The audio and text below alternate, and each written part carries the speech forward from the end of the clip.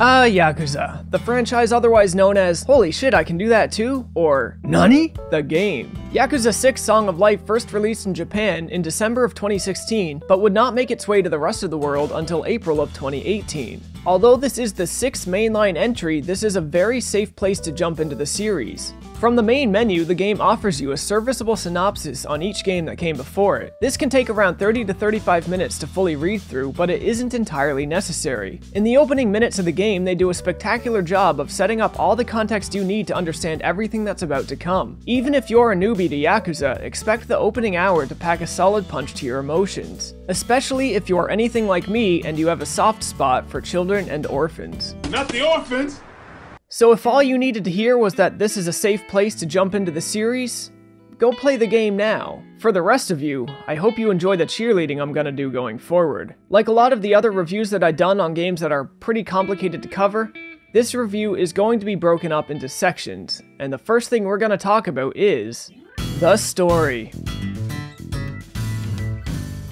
So what is Yakuza? Well, Yakuza is a brawler RPG hybrid that takes place in a semi-open world. The game focuses on my favorite character from my top 10 list of video game characters that definitely do not have scoliosis, Kiryu Kazuma. Kiryu is a notorious ex-Yakuza whose moral compass is so straight it's second only to his spine. Over the previous entries, Kiryu helped raise a girl named Haruka, who gave up on her dream of being an idol to be with her father figure Kiryu. Together, the two of them escaped the city and ran an orphanage in hopes of giving orphaned children a promising future and a strong upbringing. However, thanks to Kiryu's involvement with the Yakuza, trouble would always follow them. In an attempt to give his family an honest chance at a decent life, and to be somebody they can openly claim affiliation with, Kiryu attempts to cut his ties with the crime syndicate by serving time in jail and reintegrating with society as a regular civilian upon release. However, when Kiryu is released from prison and returns to the orphanage he and Haruka ran, he finds Haruka is no longer there and hasn't been for quite some time,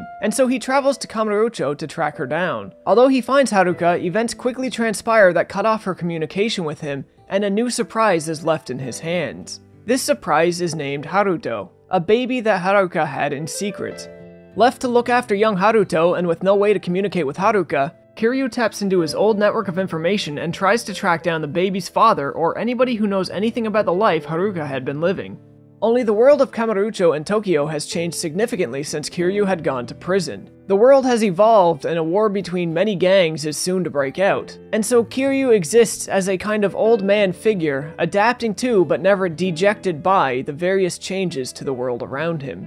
With many obstacles to overcome, Kiryu begins his investigation, and the long, dark fingers of the Yakuza slowly creep their way around him and threaten to pull him back into the world he so desperately tried to leave. Of course, with an adventure like this, there's gonna be no shortage of kicking scumbag ass. So let's jump into talking about the battle system.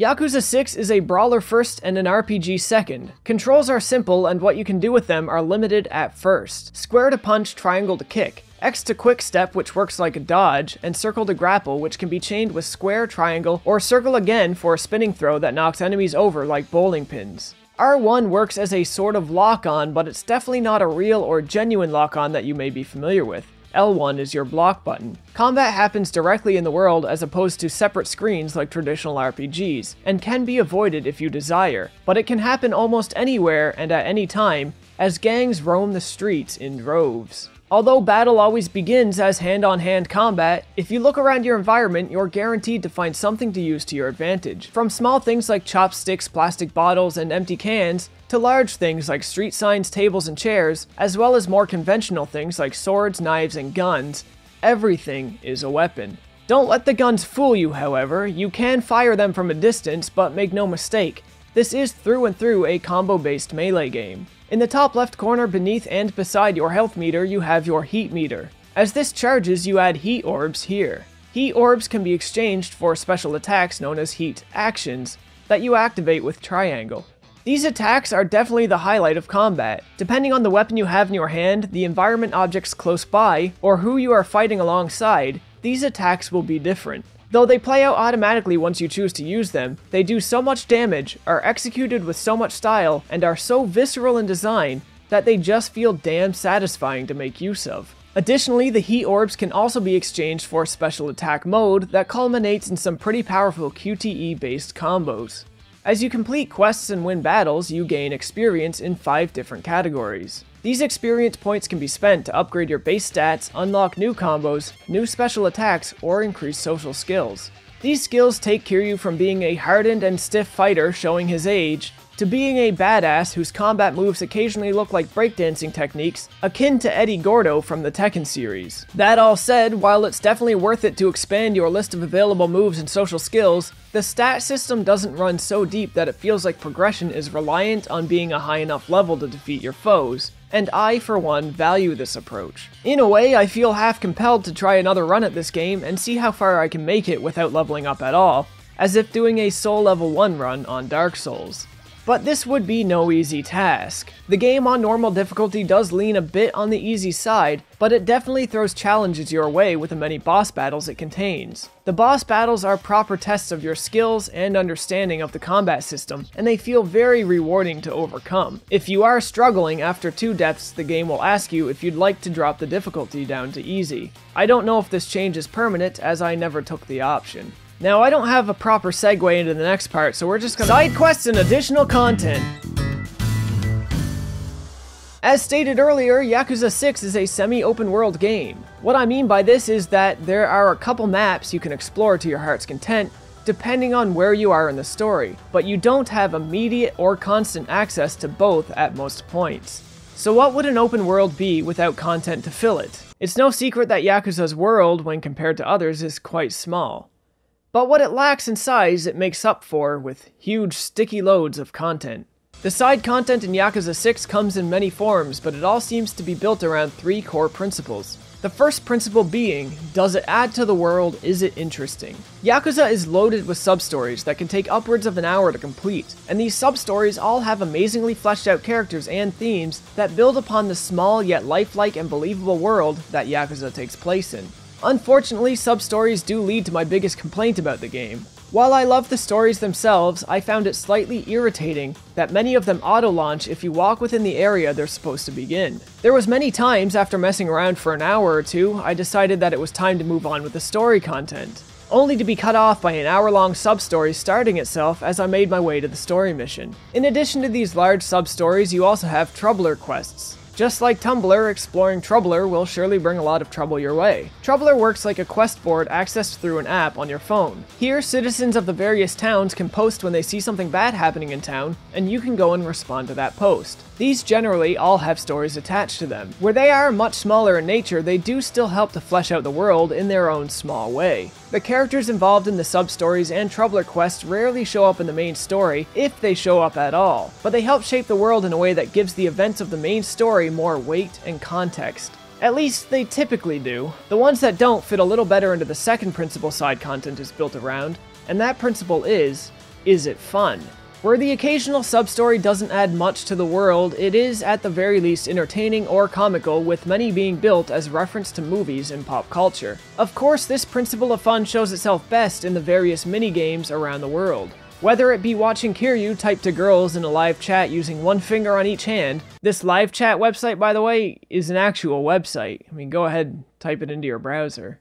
Singing karaoke, playing darts, or going out and playing one of the full-on games Sega included in this title, such as Puyo Puyo, Virtua Fighter 5, or Space Harrier, there is no shortage of near-pointless fun to go out and have in this game. Principle 1, does it add to the world, is it interesting? Principle 2, is it fun? With those 2 principles, you wouldn't think we need a third, right?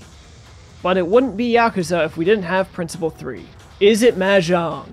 This one's kind of self-explanatory, so we're gonna jump right out of this and talk a little bit about pace, directing, dialogue, and technical aspects.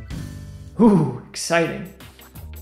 To hit the dialogue just a bit, I stated earlier that characters were very well fleshed out, and this is in no short thanks due to some excellently written dialogue. It can feel from time to time the exposition dumps are simply too large, but it's worth the time they invested to do it, as it all works towards some emotionally challenging themes further down the road. The pace of the game isn't exactly the most consistent thing in the world, but it never actually feels bad. The game starts with a massive exposition dump, but it got me emotionally invested enough that some scenes in the first hour had me a bit choked up. Chapters 2 through 7, which make up roughly half the game's runtime, Have a little bit of a leisurely pace as you work on your investigation. Between chapters 8 and 11, things unfold at a rapid and crushing pace. In chapter 12, I felt the story itself jumped the shark just a little bit and the scope opened up a little too wide and threatened how grounded the story felt, but that feeling went away shortly after. If this is a game you are looking to get into, be warned, there will be time when cutscenes go on for over half an hour at a time, with some bringing back memories of the lengthy cutscenes that close out Metal Gear Solid 3 and 4. However, the directing in many of these made me more than comfortable enough to just put down the controller and enjoy what was unfolding.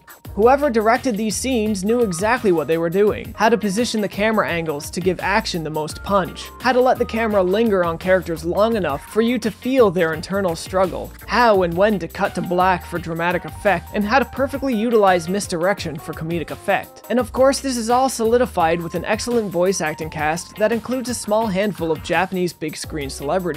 That said, this voice acting is Japanese only, but this is more a matter of necessity than anything, as the game is fully voiced and Yakuza sales in the West simply aren't big enough to front the costs of fully voicing the game in English. In other technical areas of the game, I did find the game typically performed well, and the times that it didn't were such massive outliers it's hardly worth note. The game looks great, but at times you can clearly tell where the animation budget did not stretch to. Most of these are excusable due to the stoic nature of the characters, but some of them will definitely stand out as a bit stilted. Sound design I thought was great, and really cements the visceral feeling of the heat actions. The one area of the game I thought was kind of subpar was the soundtrack. Although a couple songs stand out and really punctuate the scenes they're used in, the majority of the time they simply disappear into the background, failing to leave an impression for better or worse. I did run into a couple glitches, text going off screen. This time my arm, yeah. But nothing worth writing home about. Now I've left what I consider the most important part of Yakuza 6 for here at the end.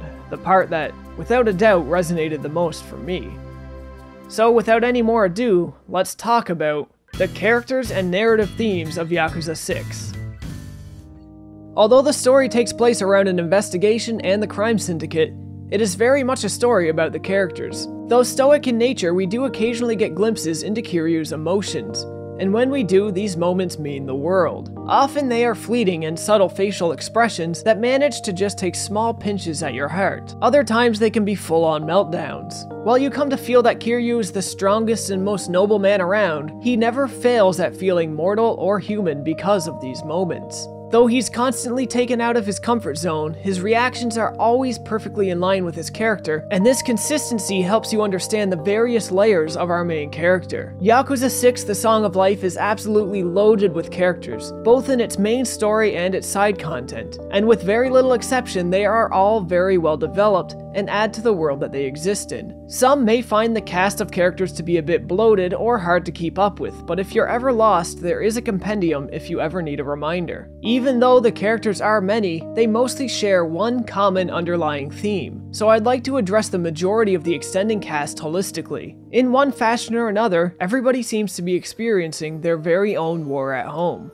At the core of it all, Yakuza 6: The Song of Life is a challenging and thought-provoking character study that takes an in-depth look at various family dynamics and the effect they have on the parents and children involved. When the story is all said and done, you're left with a great deal of insight and hopefully a stronger sense of purpose, morality, or understanding towards the things presented. It's this insight, this narrative theme, this heavy focus on character that led to Yakuza not only being a badass brawler, but a profoundly moving experience for me, and one that I'm not ashamed to admit I shed some manly tears for. In many ways, it feels like a Japanese take on Mario Puzo's The Godfather, but Yakuza as a series has been building to a point where its narrative threatens to even overshadow the singular vision left to us by Mario Puzo in his magnum opus. Sure, on the surface it's ripped dudes with stone faces and dark nipples duking it out, but beneath all those muscle-bound exteriors exist such relatable and challenged hearts, it's impossible to not gravitate to and become attached to them.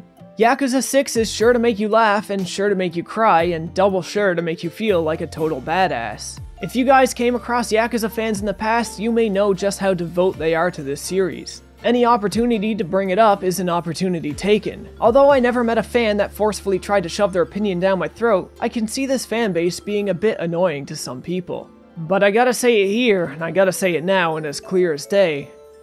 The fan base is right. And I'm more than likely to become one of those annoying people going forward. So thanks, Shintai, for never shutting up about Yakuza on Twitter. You're doing the Lord's work. And that's all I'm gonna say on Yakuza 6: The Song of Life, a game I truly find amazing for its solid combat, amazing world, deep and challenging narrative themes, and excellent characters. If you guys like this video, you know the deal. Like, comment, subscribe, links to socials, Twitter, Discord, it's all in the description. As always, folks, thanks for watching. Wait a minute. Where the hell is Dead Souls?